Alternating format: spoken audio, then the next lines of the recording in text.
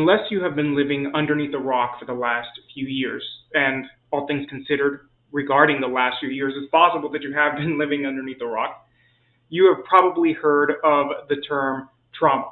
And these days, trauma is becoming a really popular topic. There's a lot of trauma rhetoric out there. And more it seems as if people are being called to work on their own trauma, to understand what trauma is, and for people who are facilitators and teachers to become a trauma-informed person. In many ways, I personally believe that this is really valuable and that being more trauma-informed can be exceedingly helpful, especially when we consider that for many generations, we didn't even have the idea that trauma was real.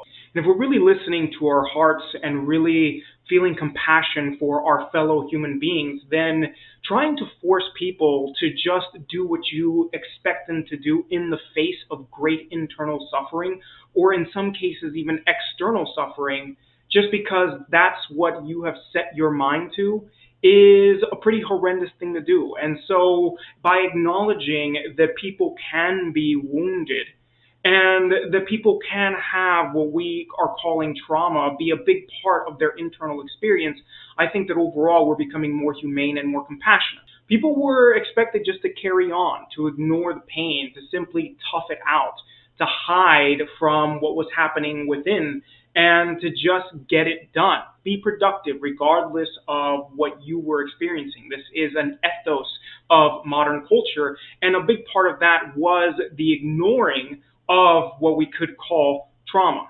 And so in today's video, I am not going to add more and more noise to the already existing cacophony of voices that is talking about why it's important to understand what trauma is, why it's important to be a trauma-informed facilitator, why we need to even be paying attention to trauma. There's enough of that already out there that I trust that if you're here watching this, you already have had exposure to.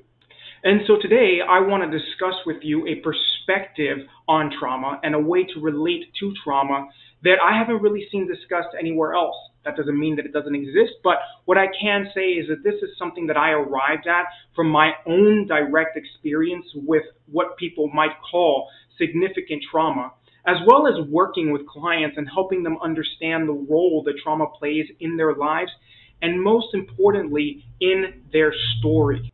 At a core level, most of what we think about as trauma is actually just a part of your story that is stuck on repeat, a part of who you think you are that continues to repeat itself over and over and over again. It is as if it's stuck in a loop, unable to break out of this incessant, perpetual rhythm and allow you to move into the present moment at all levels of your being. And this story, of course, is not just mental. Often what happens with trauma is that the story gets frozen in the body. And so in that way, trauma begins to affect physiology, because your physiology cannot fully come into the present moment. It cannot recognize that it is in a different place and in a different time. It cannot anchor as cleanly to the circadian cycles and to the rhythms of nature found around us, because those are happening in the present moment. So our traumatic history keeps us stuck in history, keeps us anchored to this past time. And not only that, but as a loop begins to form, it grows in strength. It becomes a consistent and persistent presence. And internally, we end up devoting more and more energy to the loop, because instinctually, the system wants to break out of this loop and come back into present time. But it often cannot, because modern culture and modern society do not have in its current framework and structure ways for us to easily do this. For when you study indigenous and tribal cultures, there are ways that they have already built into the very fabric of their collective story and their culture to deal with what we call trauma, to address the wounds that form, whether these wounds are physical and or happening on more etheric and subtle levels. Tribal cultures would have a way to immediately begin to address this, but because we do not have that, we end up having trauma after trauma after trauma. That is parts of our story that are continuously stuck in the past, repeating themselves over and over again, creating massive drag and resistance for us as we proceed forward. And this drag and this resistance ends up shaping our sense of identity. We start to believe that we are the trauma, that the trauma defines us. And so internally, we build a shrine, an altar to this trauma. My purpose in bringing this up is not at all to dismiss or demonetize anyone's experience. It's only to illuminate a particular mechanism of action and to help people understand trauma outside of the pop culture context that it's in, and even outside of the therapeutic context, where instead of just trying to fix issues that arise as if we are broken beings, we can relate to the traumatic events in our story as aspects of our story that are causing these moments of frozen time to exist in our matrix, and that the real key is to find ways to shift these patterns and to bring ourselves back into present time. And of course, to make it really clear, I'm not saying this is always easy. And I'm also not saying that there isn't a spectrum of difficulty when it comes to degrees of trauma. Because of course, some events are much harder to manage, to integrate, and to release than others. So in a previous video that I created on here, I talked about how engaging your personal story on a conscious level is how we arrive at this core aspect of a fruitful life, which is destiny. For destiny is the bearing of the fruit of your personal story.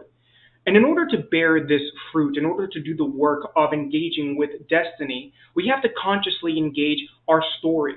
And it's important to recognize that woven into the matrix of who we are as an animal on this planet is to be a storyteller. We are literally storytelling creatures. And that's how we make sense of the world. And this is how we have always made sense of the world. For when you explore the wisdom teachings of indigenous and tribal cultures, story forms a core anchor for the organization of a culture or a civilization. It is the living mythology that weaves itself through cultures that ends up building the overall arc and narrative that coheres a people together. And so in our time and place, we do not have the infrastructure to understand that story is impacting us in this way, and that story can have very severe consequences on physiological and energetic and psycho-spiritual levels. So your own individual story exists in the context of the modern story, which exists in the context of the story of civilization, which exists in the story of our hunter-gatherer past, which exists in the story of life on this planet. But if someone were to come right now and completely wipe away your memory and remove from you the stories that you have told about yourself, then who would you even be? Would you be the same person that you think you are now? Would the trauma that you experienced when you were 7 years old impact you as deeply as it does now? You can change your story, and I'm sure that you have, in fact, at times changed your story. You have looked back at certain events that have happened to you and altered your perspective of those events, and then suddenly the meaning of that event has changed for you. Almost everybody has that type of experience. And yet, we don't want to acknowledge that the same thing can happen with some of the more severe traumatic wounds that we have. If we just had the help, the assistance, the technology, the tools, the capacity, the space to allow ourselves to actually do it. And all of those resources are, of course, more accessible to some people than others. But the underlying mechanisms are still there.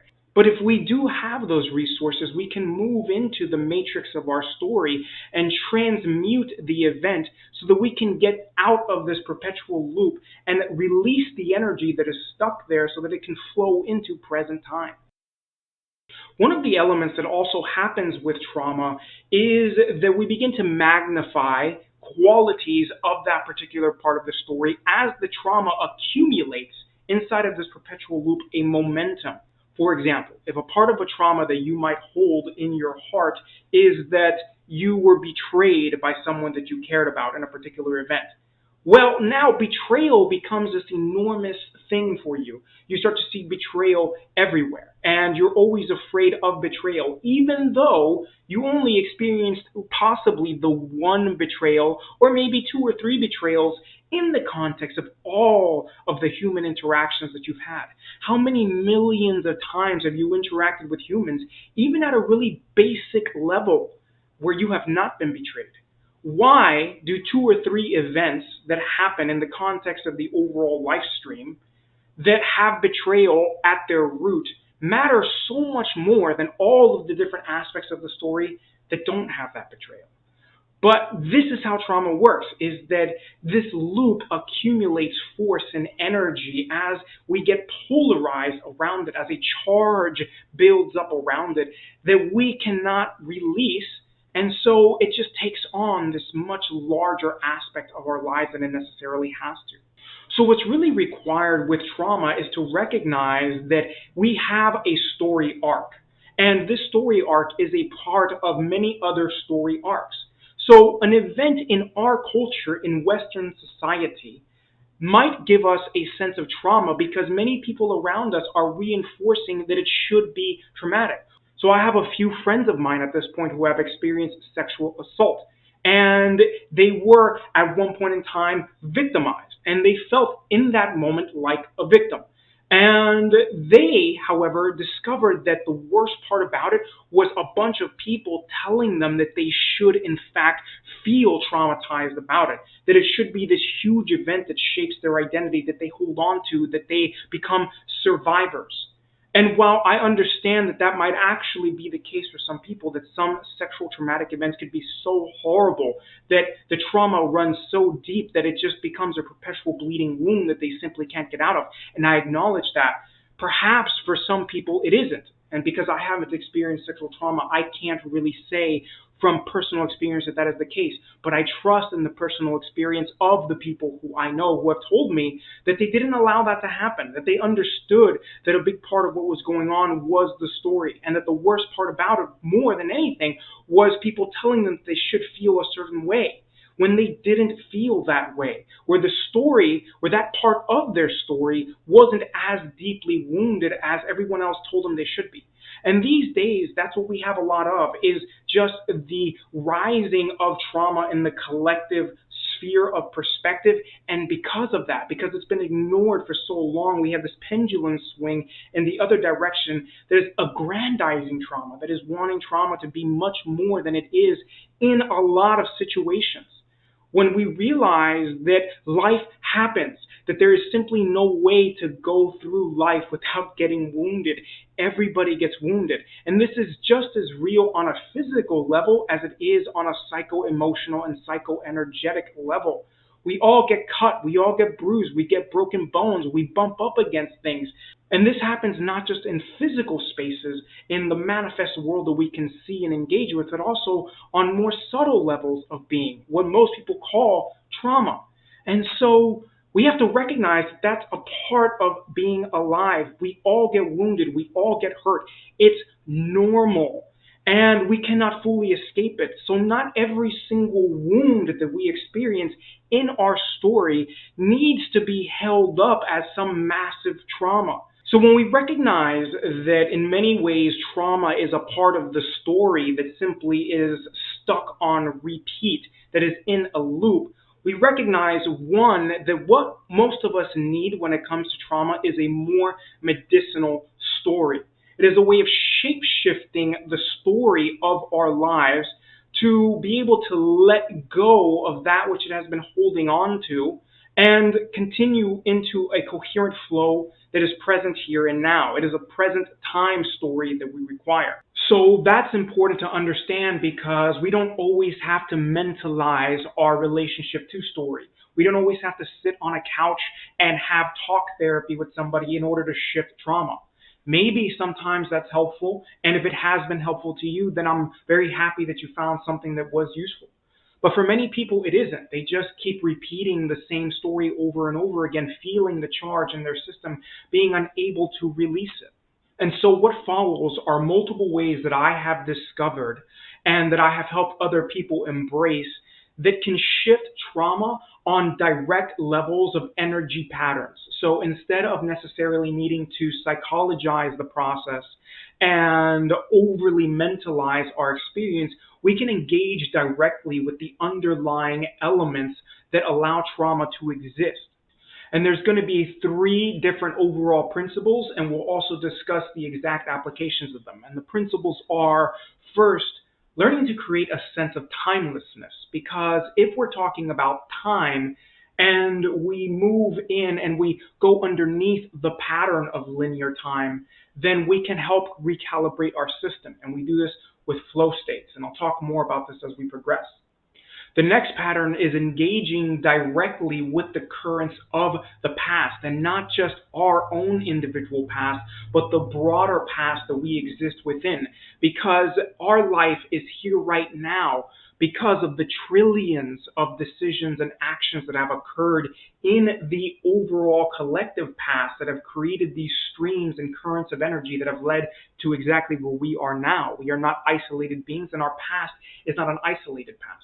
And then lastly, we'll talk about how different types of energetic patterns can be worked with to break up the looping energetic pattern that we are calling and relating to as trauma.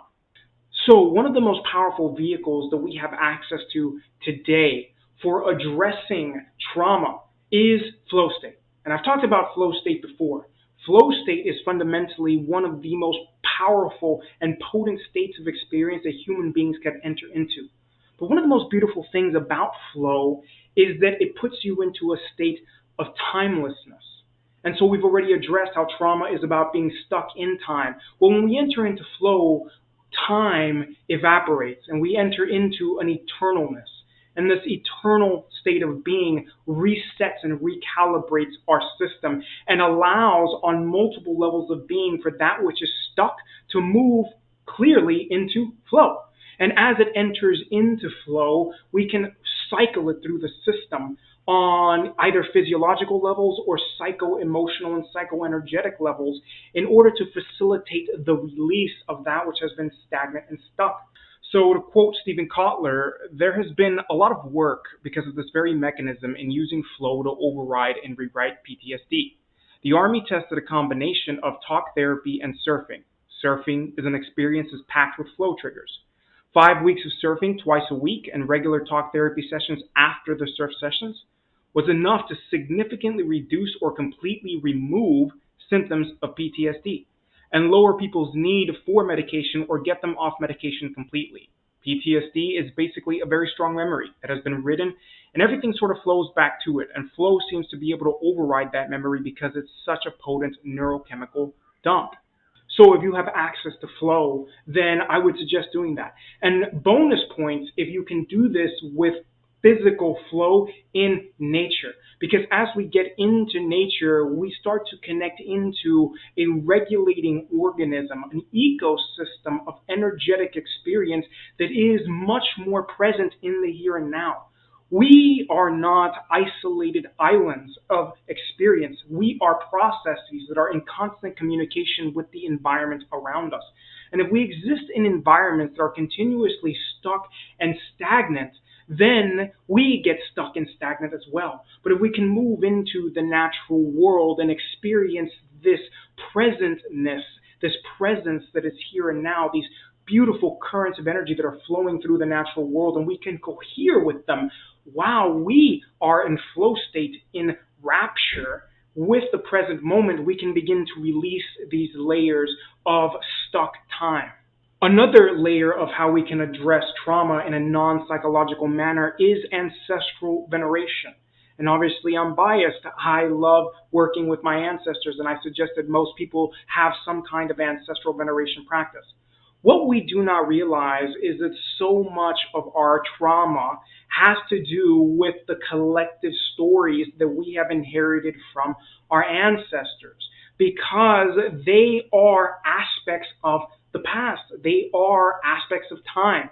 And unless our ancestral currents have been healthfully tended to and dealt with so that that which is stuck and causing repetitive cycles of perpetuated rhythm in our ancestral past can be laid to rest, so that we can lay the bones to rest, then those rhythms continue to create stuck patterns for us. So as we can engage with the dead and as we can reconcile our relationship to the past, we begin to release stuck layers of trauma that are ancestral and are putting a psychic pressure on us here and now, and the very real stories that we have inherited from our ancestors in the here and now that are still actually being carried out in day-to-day life. Another way of addressing trauma is ritual and getting into continuous ritual patterns. And why is this the case? Well, as we engage with ritual, many different things can happen, including, but not limited to, deep flow states, because rituals can facilitate deep flow states. But rituals are specifically a way, a technology, a methodology for human beings to tap into these underlying psychoenergetic and psychospiritual layers of being, as well as the underlying currents of energy that are present in the world. And what happens when we do that? Well, we begin to engage a new set of patterns. A ritual is a pattern. And so if you understand how to craft ritual technology, then what you can do is design a ritual that will get you into flow state and put a new pattern of energy into the system, shaking up and breaking up the old patterns and moving you into a new rhythm. And this is why ritual is such a huge part of how Indigenous and tribal cultures address what we call trauma, is that they fundamentally knew that that was a rhythm, a pattern stuck in time, and that a new rhythm, a new pattern could shift the old one and move you into present time. And so what I'm transmitting in this video is not a description of trauma as it is experienced in real time. That is its own field of discussion. What I'm talking about here is how trauma stays with us in the long term. Because it is possible to experience a traumatic event, and then if we have the capacity to integrate it, to grieve the process, to shift in and out of certain states, then we can release it. And even though we experience the trauma in the moment, and that may have certain characteristics related to survival drives and freeze responses, if we have the tools, and if we have the capacity, and if we have the support, we can allow that to shift so that there is no long-term impact to trauma. I'm going to leave you with that today because that's enough to get you started, and hopefully this video has given you some perspective about what you are doing in regards to trauma work, and maybe some new ways to think about it and some new ways to help you orientate towards it differently that can maybe serve you and help you in the long run. And I thank you for coming and visiting here with me today.